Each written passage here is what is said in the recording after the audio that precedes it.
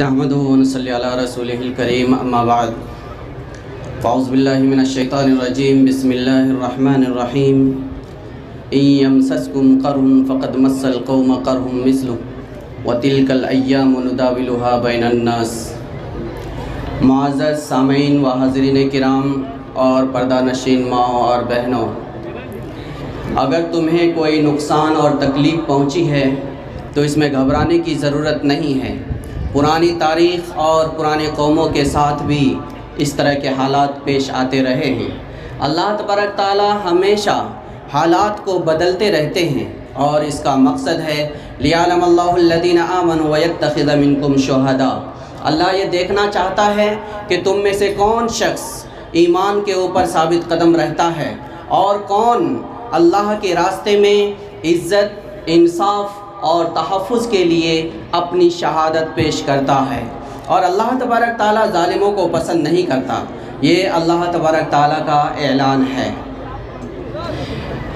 आज पूरे मुल्क के अंदर जब हम लोग निगाह दौड़ाते हैं तो हर इंसान गरीबी, भुखमरी, जुल्म, तशद्दुद, बेकसी, बेहिसी और तरह तरह की मुसीबतों में मुब्तला नज़र आता है।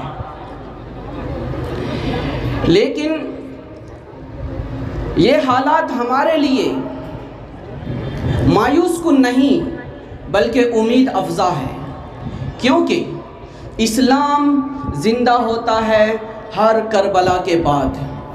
आज के इस करबला के मैदान में जो ये प्रोग्राम किया गया है, इंशाअल्लाह इस करबले के बाद भी एक नया इनकलाब रूनुमा होगा। मेरी फितरत नहीं पाबंदियों के साथ जीने की, मेरी फितरत नहीं पाबंदियों के साथ जीने की, गुलामी कब तलक पाँव में जंजीर डालेगी। मुसलमानों कफन बरदोश होकर अब बढ़ो आगे, मुसलमानों कफन बरदोश होकर अब बढ़ो आगे, यही सुन्नत बड़ों की अब तुम्हें मंजिल दिखाएगी। मेरे मोहतरम, आज के हालात नागुफ्ता बे हैं, लेकिन वो क्या है हमें समझने की ज़रूरत है। हालात में तीन बुनियादी चीज़ें हैं। सबसे पहली चीज़, इस वक्त के संघ परिवार, आरएसएस और उसकी उंगलियों पर नाचने वाली बीजेपी हुकूमत इस मुल्क से मुसलमानों के वजूद को ख़त्म कर देना चाहती है, और वजूद सिर्फ दीनी वजूद नहीं बल्कि दस्तूरी वजूद भी, तहज़ीबी वजूद भी मुकम्मल तौर पर ख़त्म कर देने के दर पे है। हमारे दस्तूरी वजूद को ख़त्म करने के लिए CAA NRC जैसा कानून बनाया गया है। हमारे तहज़ीबी वजूद को ख़त्म करने के लिए हमारे मस्जिदों के ऊपर डाका डाला जा रहा है। हमारे मसाजिद के ख़िलाफ़, हमारे मदारिस के ख़िलाफ़ प्रोपेगेंडे किए जा रहे हैं। हमारे तहज़ीबों की बदनामी के लिए तरह तरह के हरबे इस्तेमाल किए जा रहे हैं। ये एक बहुत ही ख़तरनाक साजिश है जिसके ज़रिए से हमारे मुल्क को समरकंद और बुखारा में तब्दील करने की कोशिश चल रही है। नंबर एक। नंबर दो, इस मुल्क के अंदर जितने भी दलित, आदिवासी, सिख, ईसाई और पिछड़े तबकात के लोग हैं, उसमें मुस्लिम कम्युनिटी भी है, ईसाई भी है, सिख भी है, दलित भी है, इन सारे कम्युनिटी को इस मुल्क के अंदर दूसरे दर्जे के नागरिक यानी गुलाम बना करके रखने का प्लान चल रहा है। इनके सामने दो ऑप्शन दिया जा रहा है, या तो तुम मरने के लिए तैयार हो जाओ, नहीं तो मुल्क छोड़कर भाग जाओ, या फिर हमारी गुलामी करने के लिए तैयार हो जाओ। मुसलमान जब तक एक भी जिंदा है इस नजरिए को ना तो कबूल किया है और ना ही क़यामत तक इस नजरिए को कभी कबूल करेगा।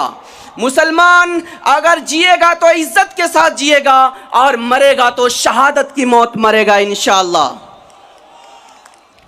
इस वक्त मुल्क के अंदर तीसरी और ख़तरनाक साजिश, इस मुल्क में अलग अलग कम्युनिटी के ख़िलाफ़ नस्ल कुशी का प्लानिंग है। ये नस्ल कुशी का की मनसूबाबंदी इस वक्त सिर्फ एक स्टेट में नहीं, पूरे मुल्क के अंदर चल रहा है। हर जगह जाकर आरएसएस के लोग, संघ परिवार के लोग अपने लोगों के कानों में ये बात बोल रहे हैं कि मुसलमानों को इस मुल्क में रहने का हक नहीं, दलितों को इस मुल्क में रहने का हक नहीं, सिखों और ईसाइयों को इस मुल्क के अंदर रहने का हक नहीं। नस्ल कुशी के लिए पूरा प्लान हो चुका है। आप लोगों ने इसका ऐलान धर्म संसद के नाम पर हरिद्वार के अंदर सुना है। इसका ऐलान आपने जंतर मंतर के ऊपर जब मुल्ले काटे जाएंगे राम राम चिल्लाएंगे के नाम से सुना है। इसका ऐलान आज हर स्टेट के अंदर किया जा रहा है और ये ऐलान सिर्फ आरएसएस और संघ परिवार के पट्टुओं के जरिए नहीं, बल्कि हुक्मरान तबका, हुकूमत के अंदर काम करने वाले लोगों के जरिए से किया जा रहा है। तरह तरह की धमकियां दी जा रही है, मुसलमानों के घरों को तोड़ा जा रहा है।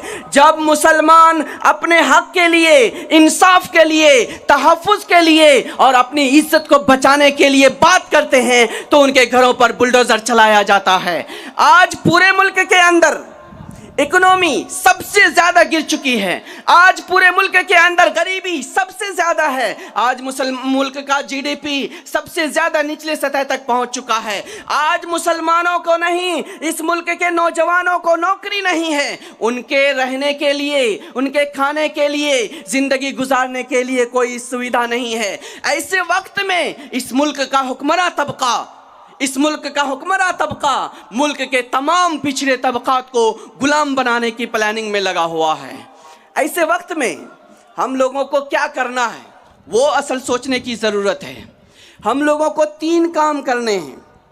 नंबर 1, पूरे मुल्क के अंदर, मुस्लिम जनरेशन के अंदर दीनी शऊर पैदा करना है। उन्हें ये बताना है कि जो इंसान ला इलाहा इल्लल्लाह मुहम्मदुर रसूलुल्लाह पढ़ता है वो किसी भी ताकत के सामने कभी झुकता नहीं, कभी दबता नहीं, कभी समझौता नहीं करता है। हम ला इलाहा के पढ़ने वाले, हम मोहम्मदुर रसूलुल्लाह के मत वाले, हम अपनी जान हथेलियों पर लेकर के चलते हैं। हम किसी हुक्मरान से नहीं डरते, हम सिर्फ और सिर्फ एक ही ताकत से डरते हैं, वो है अल्लाह वहदहु ला शरीक लहू की ताकत। ये दीनी बेदारी अगर हमारी नस्लों में पैदा हो गई तो वो इर्तिदाद से बच जाएगी और जो लोग उन्हें डराकर धमकाकर उन्हें जलील करने की कोशिश करते हैं कभी भी इसका शिकार नहीं होंगे। नंबर 2, दूसरा काम हमें उन्हें यह बताना है कि इस मुल्क का दुश्मन कौन है।